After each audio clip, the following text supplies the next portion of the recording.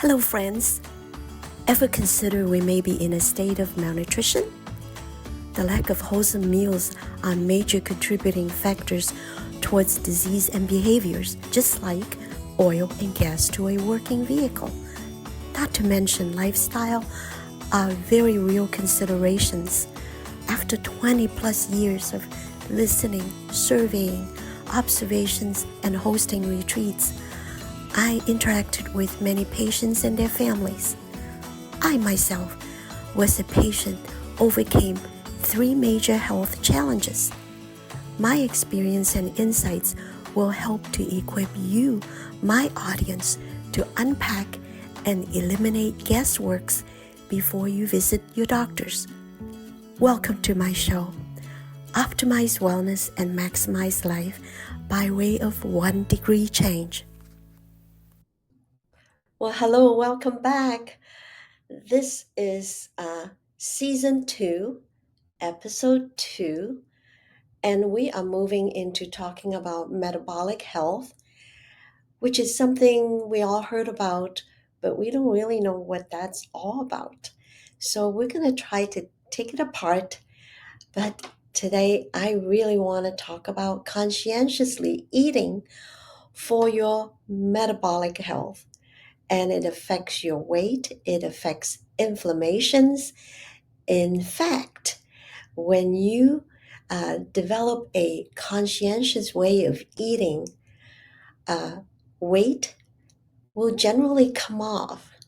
I'm talking about unwanted fat, not so much the scale. So today, I will talk more about not just what to eat, but what type of food to eat that can increase your metabolic health. Now, all that big word is talking also about your brain and your gut health. But today, I just want to focus on nutrient dense food that will feed your brain and your gut as well. And I am going to show you a couple of short video, and one of them is about my hen house. There is a saying in our field that eat a little less carbohydrate, like bread, pasta, and up a little bit on like not so much meat, but quality fat. We need fat. Um, we all live through a period of time. We talk about fat free, fat free. That really did us in. And I want to talk about how we are actually regenerating our healthy gut, our healthy brain, and the way we eat is important. And we can never get away with talking about how we feed ourselves. Instead of feeding ourselves the way we enjoy eating our palate, we are looking more and more about feeding our health through what we put inside the mouth. That is not to do away with taste and uh, good culinary food prep. In fact, I have increased my personal skill about using herb and fresh herb like mint, like basil, like thyme, like sage to increase the flavor of some of the food that we consider boring, like tofu. Uh, that's one of my favorite food. And before I go any further, I wanted to talk about next episode. We're going to delve more and more into regenerative wellness from the cellular level. How do we feed our cells? And there are 2 really very special components. How come uh, my neighbor next door, he can eat and drink and smoke and Nothing affects him. And yet, another person has to be so careful what they put in. That is $1 million questions. I will, I will, in the coming episode, will delve a little bit into it. It is not something I constantly talk about because we are beginning to understand many of the things that we were taught. Years and years ago, they were very pure ingredients, but now it is totally different, even with the same thing, because of uh, different issues with our food. Uh, our grounds are not nearly as well uh, full of the nutrients it once gave us.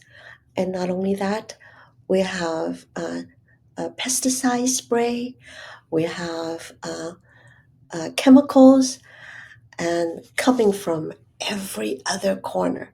So it's important to talk about what we put in now from here on nutrient dense uh, food that actually help our metabolic health, our gut microbiome.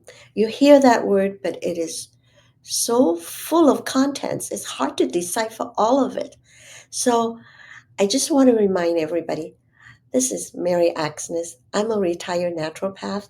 I enjoy sharing uh, all my knowledge about how I introduce wellness as a concept of uh, wealthiness, because there are people that their days are full of going to the doctors, going to the infusion centers, going to the lab, running tests. That's no fun for me. And I don't know about you, but I have to say, God healed me from 3 life-threatening challenges. And I can never stop talking about how grateful I am. And from there, I develop a better attitude every day. Attitude with gratefulness is richness of life. And a merry heart makes good medicine. I talked about it a lot, but more so, I want to rehearse again how I was healed from one very, very severe life challenge with a serious brain concussion, and I didn't think I was ever going to make it. And back then, there was no medication, and we still don't have medication. On top of it, there was a threat that I may have early uh, dementia out of that history. So it's not going to scare me anymore. After all, I've lived past 70 and I hope to finish strong and with a good attitude. So before I get started, go and get this book, Optimize Wellness and Maximize Life. And with that, I want you to watch my testimony and also my commercial. Please go get the book. We're talking more about classes coming, and it's going to be Zoom class. And I will actually announce what we're going to talk about on the Zoom class coming up. So go to my webpage and sign in, info at onedegreechangetv.com, and that's where you can get a hold of me. So watch this. Hi, Dr. Mary Axness here. At age 72, I finally retired. And guess what? I wrote a book. It's called Optimize Wellness and Maximize Life. And you know what?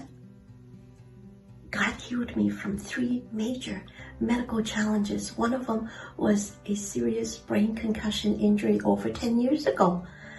And the doctor said there's nothing they can do other than just sit on the porch and rock. That didn't sit well with me at all. So I do what I knew best to do, eat myself back to health, plus co-labor with God, and did a lot of study and understand how to feed the brain well and recover. Now I can say, order this book. I'm going to have classes over this too. And come along and grow young with me retirement is just a new chapter. I hope you enjoy that story. That was over 10 years ago. And I am so grateful to be alive. And that was the time when I actually lost my speech. And there are people still every now and then notice that I was a little slow, but it's the new norm now. Slow is the new fast. So let's just be very conscientious about what we put in our mouth. When it comes to metabolic health, there's one subject I want to focus on, and that's inflammation. And inflammation is a word that talk about how do I explain what inflammation is?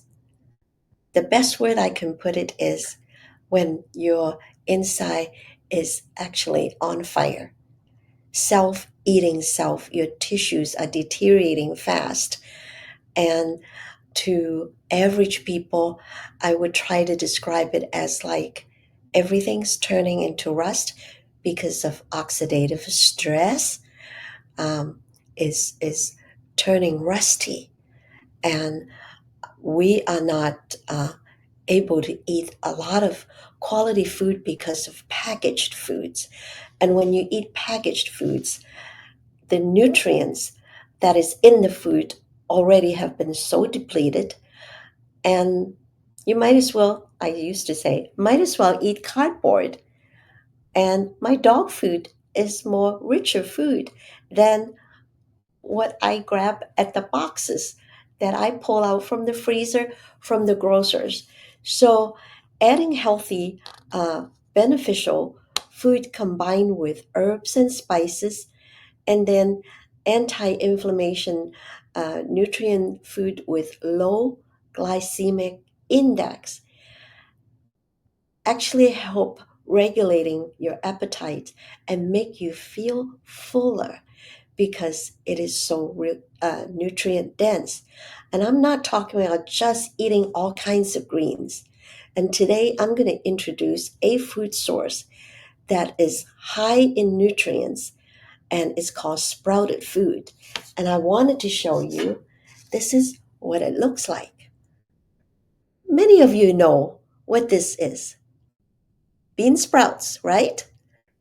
Do you know how easy it is to grow them?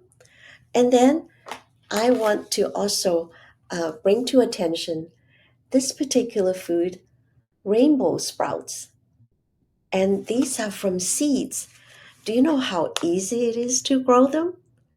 And when you go to the grocery store, you see them in little cartons that are already grown in a plastic box. It's already old, so I rarely buy them and they don't last. So what I do is I get a tool. I call this my planter box inside. I'm sure many of you have seen this, but totally unaware what this is about. Let me show you. And this is the 1 degree I encourage you to try. You can get this at your grocery store, like farmer's market, or you can order it from mail-in store, and it's called a sprouter. And it comes in different compartment, and you literally pour some seed in, spread it in a very thin layer, put filter water, cover it, and you can grow. And it takes up very little space, and you put it in a dark, warm place and let it sprout. The only thing is you do have to change your water once or twice a day, ideally, just to rinse off potential molds that are growing on it. And the bean sprouts that I'm talking about comes from this. It's called mung bean. You see it? And you put the mung bean, spread it, a small layer of it, only this much. And you spread it And once you put water in it and watch it, it will start to sprout. When the sprouting with the little tail, you see it? This is yummy. With the little tail, that's when it's the most nutrient dense food. We call it sprouted green. Now, this mung bean sprouts is very crisp, and you can just literally, it's sweet. And I put it with egg rolls or spring rolls with a little bit of shrimp. But a lot of times I just even put some scrambled eggs in it. Speaking about eggs with sprouts, I stir fry these sprouts with one or two eggs, scramble it, and so I have veggie full of nutrient dense food. And when you eat this kind of food, you really feel a lot more satisfied than just getting something from a freezer in a box. And the nutritional value is pretty much gone. And so when I encourage people to cook at home, this doesn't require a lot. It takes about 7 or 8 days to grow this into this. And you've seen it. You've seen the sprouts at the like markets, and some people don't know what to do with it, but you can just add a few drops of coconut oil or avocado oil and scramble an egg with it.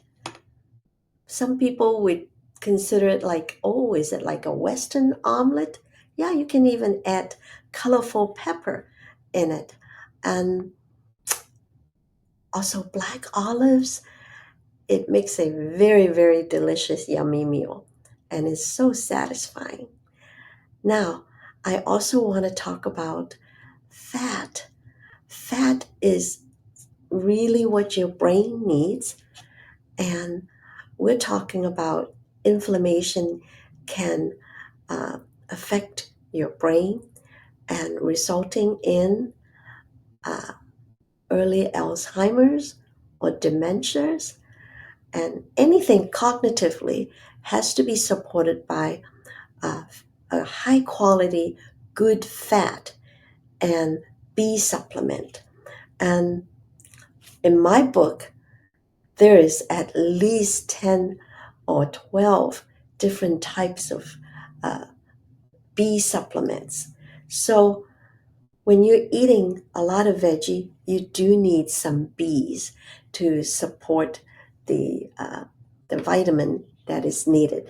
So when you grow sprouts, know that you are growing the healthiest food that you can eat, and you can even store in the refrigerator for a couple of days after you grow them. And it is so fun to see these little sprouts come up with a little tail, and you know is a very healthy, high nutrient food. Now you can't eat a lot of it, but a couple times a week is very fulfilling. And whenever you cook anything with beans, I would sprout it, meaning soak it in water for a period of time, like overnight, and you can see the seams there. It will start to crack, and that's when the nutritional value is at its highest. And that's when I cook my bean, like black bean soup, um, navy bean soup. You can sprout it before you even cook it. Um, but be sure, if you have any leftovers, make sure you put it in the refrigerator and keep it very cold, because it doesn't last nearly as long. In fact, when food that stay uh, looking good for the longest time, you should be a little concerned, because chances are good that it is so full of chemical and maybe uh, toxin overload. Uh, I just would wish everybody would consider growing their own food. This is a small scale. We don't even, you don't even require any garden soil. It's just water and rinse it well. And here you have sprouts. And again, there's many different kind of sprouts, broccoli sprouts, and this is radish sprouts, which is a little bit spicy. And so I just encourage you do it as a 1 degree change. Consider doing your own sprouting. And people thought, oh my goodness, I would just go to the store. In fact, when you go to the store, what you buy is several days old and in the refrigerator. Now, when you grow these sprouts, when they grow to the height of like about half an inch, you just keep changing water a couple times a day. That's important. And make sure no mold is growing on it. And you just rinse it well, put it in a small bag in the refrigerator. It'll last 2 or 3 days. So it's a good way of feeding yourself well. And this is what I would call anti inflammation foods that satisfy your palate and why not? I do a lot of stir fries, but people like to steam or just lightly saute with garlic, with your sprouts, and then stir in an egg. That's very, very appetizing. And I am delighted to, at some point, show you a little bit about how I cook food to reserve the nutrient content so that it doesn't burn off in hot oil or dissipate too long when you steam it too long. So steaming like broccoli, Brussels sprouts, and then add a little bit of butter. Ooh, it is so yummy. And also people with oxalate issue, meaning their gut has a difficult time digesting these high superfood, super green, because years and years ago, we never heard of super green, mostly just lettuce, but the food um, is still intact now with chemical uh, pesticides. Our food is not the same anymore. So growing your own sprouts is very reasonable change as a 1 degree change. And again, I'm grateful to introduce this to everyone. And it requires so little space to grow your food. And you only started in a dark cupboard after you wet the, um, the beans or the sprouts, seeds, and then change once or twice a day. Change water, rinse it well, and stack it back up, the, the bottom back first, and it you rotate it. And the neat part is you have the joy of seeing you growing your own food. And little children loves to help. And my little grandchildren, when they were little, they would just pick it right up and eat it fresh. They were not introduced to a lot of sugar, no salt, and they just think it's the coolest thing that they are growing and they see these sprouts growing up. And so I would encourage you, do your 1 degree change and try something new. And I can assure you, this is good for your gut.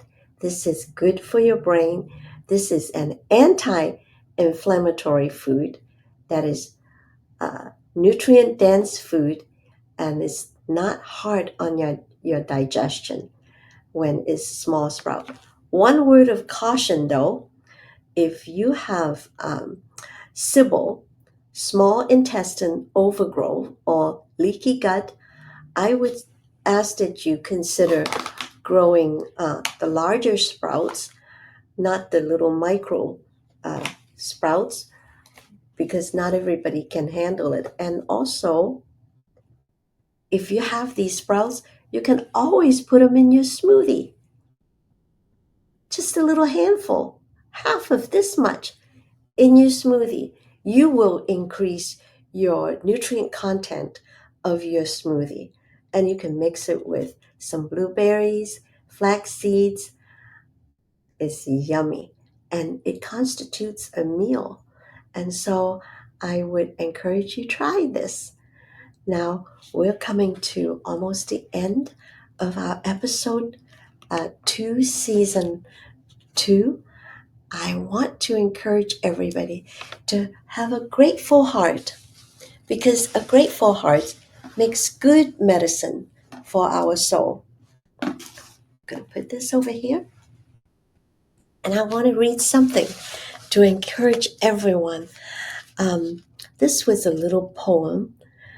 For each and every sunrise, we will be so thankful for God's kindness and love. As the sun set and all through the night, we will keep saying how faithful a God we have. Oh, the sun pulls through my open window. You have blessed me with, after all, another day. A smile alight my face, and melodies rise from my heart. I join the singing birds who announce your kindness and God's faithfulness. Everything that stands contrary to peace yields to my worship and my praise that fills my airspace. Now pour your fresh oil on my soul. I place all my affection upon a wonderful Father God. I will thrive in your heavenly courtyard. Teach me to be faithful in this place, and even into my old age, I will be strong and fresh, bearing fruit for all to savor. Well, Father God, I am so grateful I have a father. I'm not an orphan. I'm a daughter of God, and I am grateful. The last 24 hours, you have kept me safe. After all, we only have today. So I am grateful to be alive. I am full of gratitude, and everything I wish for is coming my way in good abundance. And I'm thankful for this platform. And I thank you for you watching this episode with me. Next one, more about anti-inflammation, how you can avoid as much as possible. We aren't guaranteed what tomorrow is like, but we've been given today to plan for tomorrow. And so, more about anti-inflammation. Don't let your inside rust out. God bless. Until next time, go get my book and go on my Zoom class. Thank you.